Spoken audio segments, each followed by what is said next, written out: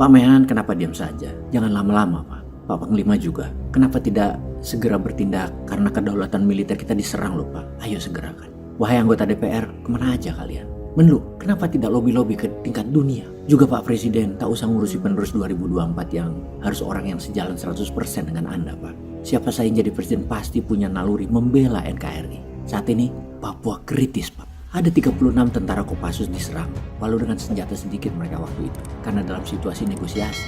Namun Kopassus itu adalah kekuatan 720 tentara saat itu, karena kekuatan satu Kopassus harus bisa mengalahkan atau membunuh 20 pasukan lawan. Artinya kalau ada 36 anggota Kopassus diserang, bertempur melawan KKB, tentara pemberontak itu, mereka kalah dan trauma. Artinya pasukan KKB yang katanya hanya 100-an orang bersenjata, itu tentaranya pasukan elit kalian. Bagaimana melatih mereka menjadi pasukan elit? Itu perlu tahunan atau memang ada pasukan elit lain di sana?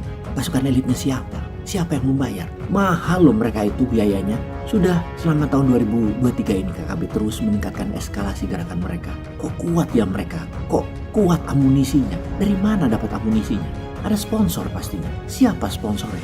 Mau apa ke Indonesia mereka itu? Apa karena ada Freeport di sana? Kita tahu dedolarisasi. Kita lompat sebentar. Memukul Amerika dengan telak. Gerakan banyak negara melakukan buang dolar atau dedolarisasi akan berakselerasi dengan cepat lagi dan ini akan merugikan dolar. Amerika saat ini menghadapi ancaman besar karena mata uangnya akan digantikan oleh mata uang lain dalam perdagangan internasional dan sebagai mata uang cadangan atau devisa negara banyak negara, dolar mulai dibuang. Amerika tidak dapat terus mencetak uang dolar untuk mendanai perdagangan dan defisit fiskal mereka. Nilai US dollar, suku bunga bank naik yang bisa menyebabkan bank-bank di Amerika menjadi biaya besar dan akan membuat bangkrut bank. Pasar saham dan propertinya akan turun seiring waktu nilainya. Amerika akan menghadapi beberapa dekade ke depan generasi hilang. Seperti halnya pernah dialami Jepang hingga saat ini. Apakah Amerika panik karena kalau tidak cukup cadangan emas di Treasury Department, maka dolar akan kolaps dengan serangan-serangan tadi, dedolarisasi? Apakah Amerika akan kembali merampok negara seperti merampok Irak dengan alasan ada senjata pemusnah massal di Irak yang dibuat oleh rezim Saddam Hussein yang ternyata hanya kamuflase untuk merampok Irak? Billion dolar harta Irak habis dirampok Amerika. Demikian juga minyaknya dikeruk Amerika hingga saat ini. Kemudian Gaddafi di Libya juga dirampok habis-habisan oleh Amerika. Billion dolar harta Gaddafi dibekukan dan diambil paksa. Dan sekarang Amerika perlu emas. Yang terseksi tentunya emas Papua, begitukah? Apakah pejabat tertinggi dan tinggi negara sadar akan masalah Papua dan emas ini? Sebelum kita menjawab, coba kita dengar percakapan ini, yaitu percakapan Ibu Susi Pujiastuti dan Pendeta Karel Phil Erari dalam upaya membebaskan Philips Mark Mertens. Apa kejahatan saya sehingga mereka jahati saya seperti ini? Lalu kemudian tiba-tiba mereka mau negosiasi dengan TNI dan Polda. Saya sudah senang.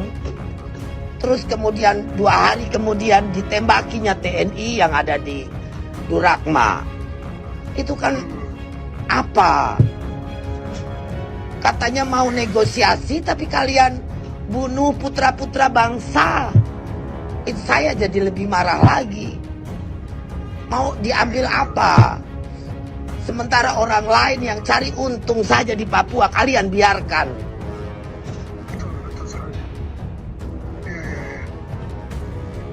Baik, terima kasih banyak. Khususnya kita bisa bicara, nanti saya kontak lagi ya tentang Fusier itu.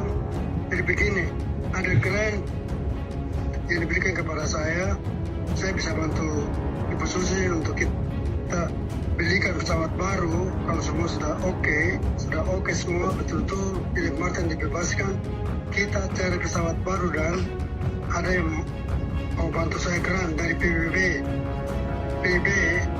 Antonio Guterres, mereka mau bantu pendidikan di Papua dan saya mau pakai sebagian itu untuk kita bantu. Saya bicara dengan Bapak, saya nangis karena marah. Ya, tidak apa-apa, saya prihatin. Kita jelaskan, Tentara Pembebasan Nasional Papua Barat Organisasi Papua Merdeka atau TPNPB-OPM menyandera Philips Mark Mertens, pilot pesawat perintis Susi Air, warga negara New Zealand. Kita tahu New Zealand adalah negara Commonwealth. Rabu 15 Februari 2023 di mana sampai sekarang belum berhasil dibebaskan. Pendeta Karel Phil Erari merupakan tokoh masyarakat di Papua dan dikenal dekat dan memiliki akses dengan kelompok kriminal bersenjata TPNPB. Kita bisa mendengar suara Ibu Susi dengan nada tinggi bercampur marah, sedih, karena TPNPB menyandera warga negara asing yang tidak berdosa, tidak tahu apapun dengan situasi politik di Papua. Pilot Susi Air, Philip Mark Merton. Ibu Susi kecewa dengan personel TNI yang dikerahkan untuk menjemput Philips yang tidak dibekali kesiapan tempur ditembaki tanpa ampun. Beberapa gugur. Di sisi lain Ibu Susi mengatakan penyesalannya karena selama 20 tahun mengerahkan maskapai penerbangan perintis Susi Air di Papua, sirna usahanya begitu saja. TPNPB menyandera Philip Marx telah membuyarkan upaya tanpa henti membantu masyarakat di Papua agar terbebas dari segala bentuk keterisolasian. Menurutnya, pesawat Susi Air yang dibakar dan Philip Marx yang disandera yang sama sekali tidak ada hubungannya dengan situasi politik di Papua. Dalam percakapan terdengar peringatan Pendeta Karel Phil Erari supaya Pak Presiden Jokowi segera menarik TNI organik di Papua. Dia mengatakan jika pasukan organik TNI ditarik maka pemimpin gereja baru bertindak. Bicara dengan Egyanus Kagoya, bebaskan Philip Marx Mertens. Mendengar permintaan Pak Pendeta itu, nada bicara Ibu Susi langsung meninggi. Dia mempertanyakan argumentasi Pak Pendeta karena kehadiran Kopassus adalah untuk evakuasi, bukan untuk menyerang TPNPB, tapi tim Kartens untuk negosiasi dan evakuasi. Kenapa diserang? Saya marah Pak Pendeta.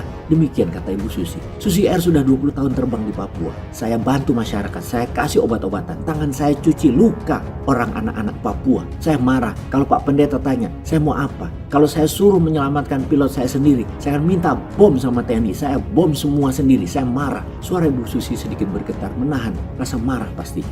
Kasih bakar pesawat orang selama ini bawa makanan, bawa obat-obatan, bawa semua yang dibutuhkan dan membawa orang Papua. Apa kesalahan maskapai penerbangan Susi Air yang harus dibakar dan disandera pilot Philip Marx Merton? Apa dosa saya? Apa salah saya pada TPNPB OPM? Saya marah setelah tahu TPNPB OPM menembak mati pasukan TNI yang diterjunkan bukan untuk tempur, kata Ibu Susi menekan. Saya jahat apa Pak Pendeta? Coba cari kejahatan saya apa di Papua? Tanya Ibu Susi dengan suara meninggi. Pendeta Phil menjawab, Ibu Susi, tidak ada tindakan kejahatan di Papua, malah membantu masyarakat Papua. Kemudian dijawab Susi, saya cari makan di Papua iya, tapi saya bantu banyak orang Papua. Karena pemerintah Indonesia lewat TNI didukung Polri melakukan negosiasi dengan TPNPB OPM agar Philip Marx dibebaskan. Terus 2 hari kemudian ditembaki TNI itu. Itu kan apa? Jelas Susi. Susi menilai TPNPB OPM telah bersikap tidak adil terhadap maskapai penerbangan perintis Susi Air. Saya seorang perempuan sendiri cari makan untuk ribuan orang di Papua, tapi kalian aniaya kami, kata Ibu Susi.